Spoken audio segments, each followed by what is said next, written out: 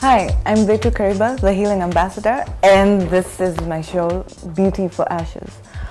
Today's topic is a bit sensitive. It's something that people don't like to talk about, but definitely need to talk about, and it's something I've experienced and I'm very open with. This is child abuse or child molestation. Now, growing up around 6 years old, I experienced this abuse from somebody we knew and somebody we trusted. And that is usually the case, because you will only let your child next to people you trust, and because your child is not going out a lot at 6 years old, usually the person abusing them is within. In this case, it was the gardener. He was somebody that we had around for a while. It was somebody that we trusted. He did his job well, I'm sure, because that's why he was around.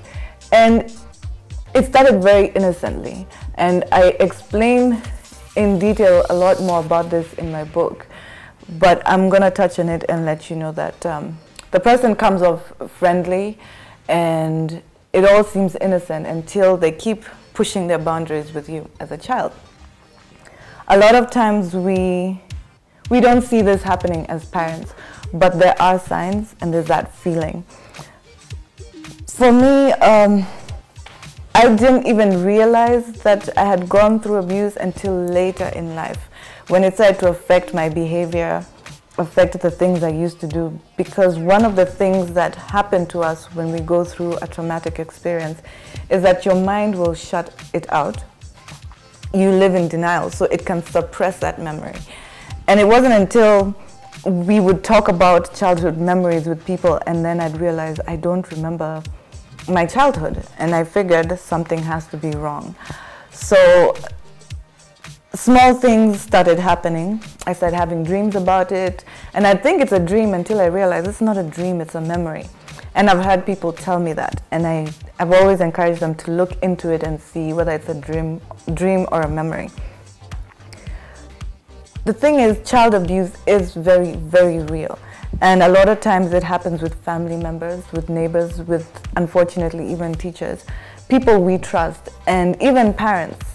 It's a sad, sad thing, but it is something that we have to acknowledge. We have to acknowledge it. It is happening. And a lot of people ask me, is it child abuse if the person hasn't actually gone all the way with the child, which is, having sex, like penetration? And I say it still is, because there are certain ways in which you're not supposed to touch a child or another person, and that's still sexual harassment. In the office, if you touch someone a certain way, it's sexual harassment. So with a child, it's still the same.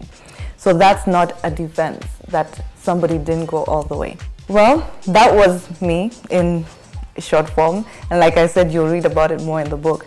And in the next episode, we're going to talk about how to heal from something like this if you've just discovered it, if you're still having the effects of it, and if you're a parent or a teacher, how to see some of these signs. So stick around and watch the next episode. You can get me, if you want to reach me, on Facebook, Twitter, my email. And as for the book, it is out on Amazon. All you have to do is search under the author name, which is Detu Kariba. Or you can check under the book title, which is My Crown of Beauty for Ashes. So